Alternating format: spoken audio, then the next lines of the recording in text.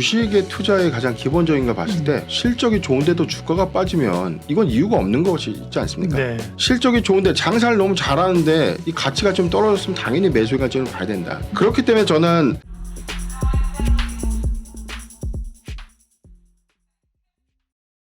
예민수의 경제토크 기업공시연구소 변영인 대표님과 자동차 이야기하겠습니다. 네.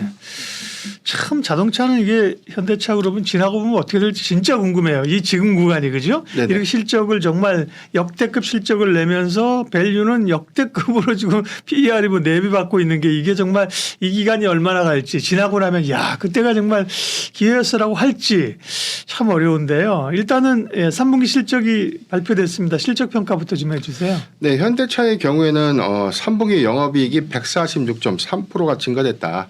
역대 3분기 최대 실적을 좀 갱신했었습니다. 현대차 영업이익은 3조 8,218억을 좀 기록했고요. 매출액은 41조 27억을 좀 기록했는데 매출액은 전년 동기 대비 8.7%가 증가했습니다. 기아차도 역시 실적 발표를 했는데 매출액은 10.3% 증가한 25조 5,454억을 기록했고 영업이익은 역시 272.9%가 증가되면서 3분기 뭐 역대급이에요. 네. 지금 영업이익도 2조 8,651억을 지금 네. 기록했습니다.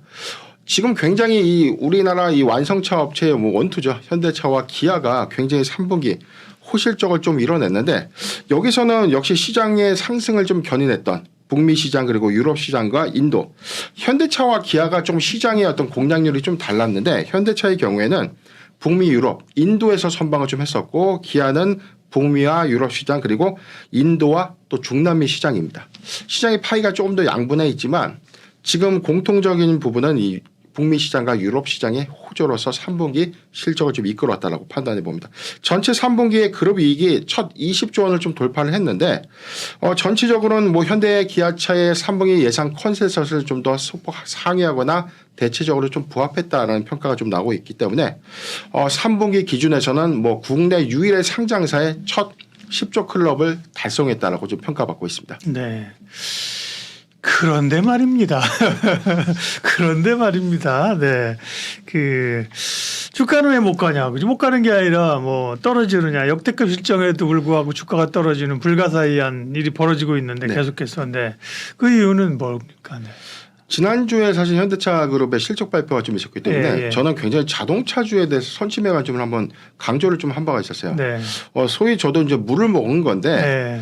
굉장히 좀 아쉽다. 왜냐하면은 실적에 대한 전망치도 굉장히 좀 저는 적중했다라고 좀 보고 있거든요. 그러게 잘 나왔고. 3분기 실적에 대한 어떤 기대치가 예상보다 못 미친 것도 아니고 굉장히 좀 좋은 실적이었는데 네. 당일 주가가 당일 마이너스 한 2% 정도 조정을 받았어요. 전체 시장도 안 좋았지만 유독 호실적을 좀 냈음에도 불구하고 현대차 그룹의 주가 조정이 좀 있었고 그날 다른 실적 발표를 했던 이 어닝 쇼크를 기록했던 종목들은 뭐 마이너스 17%대 하락할 때 네. LG 생건이 좀 있었습니다. 네. 네. 그런 차이 관점에서 보면 최근에는 굉장히 호실적임에도 불구하고 주가가 보합세에서 소폭 상승하는 것으로 좀 끝나거나 어닝 쇼크에는 굉장히 주가가 더 크게 예민하게 좀 반응을 한다라고 좀 생각해 보는데 먼저 호실적에도 조정받은 이유는 저는 먼저 현대차 기아의 3분기 역대급 실적에도 불구하고 피크아웃 우려감이 좀 있다. 네. 지금 판매량이 좀 정점을 찍고 4분기에 좀 내려올 것이다. 3분기를 시그널로 4분기보다 점진적으로 판매 대수가 좀 감소할 수 있다. 자, 이 부분에 대한 증권가의 어떤 목표 주가 하향 이 부분도 조정의 어떤 빌미로 좀 작용했다라고 보고요. 4분기에 뭐 전기차의 어떤 판매 대수가 둔화될 수 있다. 뭐 유럽 시장에 대해서는 소폭 감소할 수 있는데 저는 오히려 유럽 시장은 감소 시그널이 아니라 7월 한 달간의 재고 증가에 따른 둔화는 좀 있었고 8월과 9월에 소폭도 상승을 해줬거든요. 물론 아직 10월 지표가 나오지 않았기 때문에 뭐 4분기에 무조건 안 좋다라고 좀 매도하는 것은 좀 다소 좀 더 확대 해석한 것이 아닌가라고 좀 생각하고 있습니다. 전체 글로벌 완성차의 업체 간 경쟁 심화에 대한 우려감으로 이제 인센티브에 대한 어떤 증가 비용이 영업손익의 어떤 이 감소 효과로 좀 작용할 것이다라고 좀 평가하고 있는데 최근에 어떤 리서치를 좀 보니까 여기 내용에서는요. 오히려 내연차의 경우에는 인센티브에 대한 어떤 이 반영 요소가 굉장히 적다. 내연차는 사실 많은 인센티브를 주는 것은 아니고 네. 전기차의 경우에도 인센티브가 뭐 아직은 뭐 많은 판매량 동력 관점에서 지급될 수 있는데 우리가 한 가지 알아야 될 팩트는요. 현대차 그룹이 전체 전기차 공급 물량이 전체 8%뿐이 안 됩니다. 그러니까 올해 생산된 이 판매 자동차의 어떤 판매량을 보면 8% 정도가 EV 향인데 전체 92%가 아직은 내연차. 이 관점이기 때문에 이 인센티브에 대한 영업훼손 부분 이 부분도 너무 과도한 해석이 있었다라고 좀 생각을 해보고요. 지금 현재 뭐 고금리 기조에 따라서 이 기조가 장기화될 경우에 자동차에 대한 어떤 할부 금융에 대한 어떤 리스크 이 부분이 신차의 어떤 구매를 좀 더 망설이게 할 수 있다. 자, 이런 리스크도 좀 반영이 되고 있고, 전 끝으로 뭐 지정학적 리스크도 이 전체 시장에 대한 우려감을 좀 작용할 수 있는데 전체적인 어떤 내용들을 보면 저는 너무 이 4분기 시장에 대한 어떤 기대치가 조금 더 너무 과대하게 보수적으로 좀 더 책정된 것이 아닌가라고 생각하고 있습니다. 참 아이러니해요. 네, 뭐 실적에 따라간다. 실적이 나빠서 말씀하신 것처럼 LG생활건강, 호텔신라, 삼성전기 실적 안 좋다고 그 대형주들 네. 하루에 막 13%, 15% 빼버리는 장이잖아요. 네, 그렇습니다. 그것도 사실은 변동성이 좀 난폭한데 그럼 실적 잘 나오면 올라가야지. 실적 잘 나오는 거는 또 못 가는 흐름들인데 1분기에 현대차가 실적이 뭐 이 조단위로 나오니까 좋긴 한데 피크아웃일 거야. 2분기에 잘 나오니까 그렇죠. 피크아웃이야. 네네. 3분기에 잘 나왔는데 물론 3분기가 이제 YOY로 많이 늘었는데 QOQ로는 좀 줄었단 말이에요. 네, 그렇습니다. 3분기가 비수기래요. 네네. 제가 이제 섹터 애널리스트 얘기하니까. 네네. 그런데 거봐 피크아웃이잖아. 이놈의 피크아웃 때문에 계속해서 주가가 늘려가는 흐름들인데 4분기가 궁금해요. 4분기 실적은 어떻게 할 것인가. 4분기가 실적 좋아지면 정말 시장에서 피크아웃 아니구나라고 볼지 4분기 실적 좋으면 또 피크아웃이라고 할지 정말 궁금한데 4분기 전망은 어떻습니까? 네. 저는 제가 아까 박사님께서 말씀하신 것처럼 이게 지속해서 1분기에 대한 예측 다르고 2분기 그러게요. 예측 다르고 3분기 달랐는데 네. 4분기에 이게 또 맞아떨어진 거봐. 이렇기 때문에 당연히 주가 빠져야지라고 좀 합리화시키시는 그런 근거가 사실 좀 두렵기는 한데 네.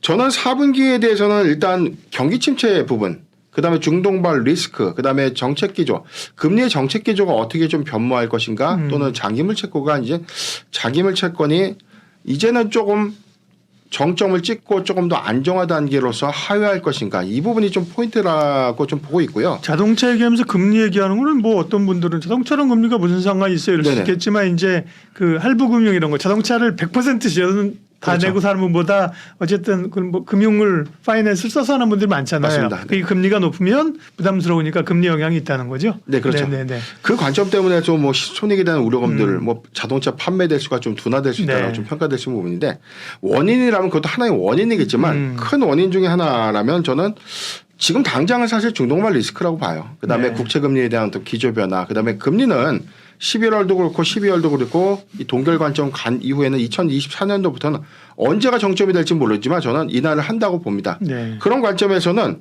시장의 어떤 이 불확실성들은 지금 제거해 나가고 있고 좀 더 완화되는 흐름인데 일단 경기가 좀 좋아져야 되는 관점 하에서 좀 접근을 해봤고 4분기에서는 일단 뭐 전기차 시장의 둔화 우려금 지금 양산 대비해서 뭐 GM도 그렇고 테슬라도 그렇고 공급량을 좀 축소한다. 물론 테슬라는 4분기까지는 양산 목표 가겠다라고 좀 선언을 했지만 GM의 경우에는 40만 대보다는 좀 더 하회할 것이다라는 게 시장의 전망입니다.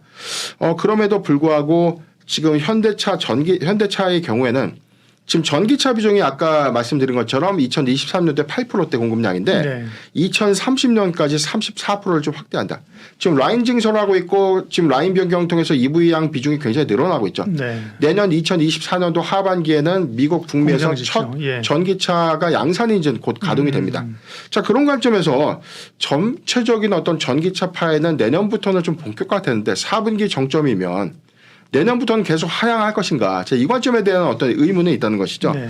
지금 전체적인 현대차와 기아의 어떤 PBR도 좀 봤을 때는 지금 현대차의 경우에는 PBR이 0.52배입니다. 어제 네. 종가 기준에서. 그리고 기아의 경우에는 0.73배 기준인데 지금 전체 PBR이 아직 1배가 안 된다는 관점에서는 아직은 가격적인 어떤 메리트, 저평가 메리트가 좀 있다라고 좀 판단이 되고 지금 여기서는 3분기까지 굉장히 양호한 실적을 좀 냈기 때문에 4분기까지 저는 충분히 이익 기조는 좀 유지한다. 그렇다면 4분기 우리가 봐야 되는 관점 중에 하나는 배당입니다. 네. 배당 관점에서 본다면 지금 PBR 대비 배당률 우리가 좀 고려를 해본다면 저는 5%대의 어떤 시가 배당률을 우리가 눈여겨 본다면 네. 지금 저점에 잘 사서 배당 관점에서도 계속 접근해 보면 그렇죠. 굉장히 매력적인 구간이 아닌가라고 판단을 해봤습니다. 네.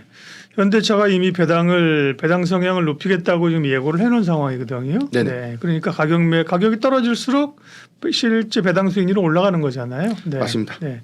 현대차. 그다음에 배당을 생각하시는 분들은 현대차 이우비를 주목하면 됩니다. 그렇죠? 우선주가 네, 그렇죠. 주는데 어쨌든 현대차는 우선주가 이제 몇 개가 있는데요. 가장 대표적으로 거래가 많이 되고 우선주 가운데 관심 있는 게 이제 EUB, 3우비, 우선주 3개 뭐 있는 근데 EUB가 가장 그래서 보니까 제가 우선주 보고 왔더니만 우선주는 EUB 같은 경우는 현대차에 비해서 네, 들빠졌더라고요. 그죠? 배당의 기대감도 있는 상황이고요. 네.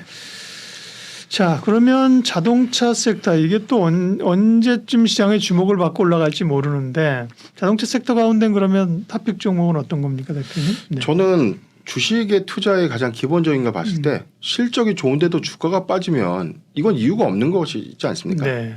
실적이 좋은데 장사를 너무 잘하는데 이 가치가 좀 떨어졌으면 당연히 매수의 관점을 봐야 된다. 예. 그렇기 때문에 저는 PBR 관점에서는 뭐 현대차, 기아 중에서 현대차를 좀 원픽으로 좀 골라봤는데 일단 3분기 역대급 실적 기조, 4분기에 물론 판매량의 감소도나 부분도 있겠지만 물론 저는 뭐 유럽향에 대한 어떤 비중 리스크보다는 북미 시장이 그래도 4분기까지 견조하다는 관점에서는 4분기까지도 실적 기조가 좀 유지되지 않을까라고 좀 판단해봤고요. 두 번째는 현재 주가가 굉장히 저평가되어 있다. 현재 주가 기준에서는 굉장히 좀 많이 빠진 구간이다라고 좀 판단해봤는데 이에 따라서 저는 높은 배당 매력도 관점에서 접근하자라고 좀 의견을 드리고 싶어요. 최근 3분기 실적 기준에서의 시가 배당률이 한 5% 정도 추산됐다고 말씀드렸고 네. 우선주의 경우에는 약 10%대로 좀 추정되는 만큼 이에 따른 어떤 이익 기조가 4분기에 좀 잘 유지가 된다면 저는 6%대도 좀 노려볼 만하지 않을까라고 좀 판단해 보기 때문에 현대차 내지 기아차인데 그중 가장 원픽은 현대차를 좀 관심 있게 보고 있습니다. 네. 현대차가 뭐 PBR이 지금 0.5배니까 그죠? BPS가 35만 원 정도 예측되는 게 올해 35만 원 정도이네요. 그러니까 지금 그거에 반토막하니까 17만 원인 거잖아요. 그죠? 뭐 한 배까지 가기는 바라지도 않고 그죠? 한 0. 글쎄 과거 역사적으로 PBR 밴드가 얼마나 될까? 0.7배 정도만 준다고 하면 네. 35만 원에 73, 21, 75, 35, 20 한 4, 5만 원 정도 그죠? 그렇죠. 네. 그 정도 레벨은 사실은 가 있어야 되는 건데 그죠? 워낙 많이 눌려 있습니다. 마지막으로 부품주는 최근에는 사실은 네. 자동차는 뭐 피크아웃 이런 것 때문에 완성차 업체들은 못 갈 때 미국이 파업하고 이러면서 오히려 뭐 부품주들은 조금 주목을 받았는데 지금은 같이 약합니다. 그러니까 자동차가 이제 먼저 가고 부품주가 이제 가는 흐름일까요? 오토에버 같은 경우도 사실은 좋았는데 실적 안 좋다고 오늘 맞습니다. 9% 빼버리고 그죠? 네네. 부품주들은 조금 더 시간이 걸릴까요? 오늘 주가 추이를 보면 저는 좀 굉장히 놀랬던 게 네. 오늘 HL만도 굉장히 좀 낙폭이 좀 컸다가 맞아요. 예. 주가 좀 회복을 좀 해줬지만 네네. 지금 자동차 부품주 영향을 이렇게까지 확대 해석할 것인가? 저는 예. 참 이게 이 시장이 시장이 난폭하다니까요. 네. 이렇게까지 이 주식을 뺐나? 네. 제가 주식의 관점에서를 좀 보면 이게 사실 체감하는 이 요즘 이 주가의 어떤 변동치를 보면 네. 코로나 패닉장보다 좀 더 무서운 네. 그런 패닉장의 어떤 흐름과 좀 유사한 그런 행태다라고 좀 보는데 당시보다 실적 개선 효과는 굉장히 좋았거든요. 그렇죠. 예. 그럼에도 불구하고 이게 이렇게까지 반응할 문제인가?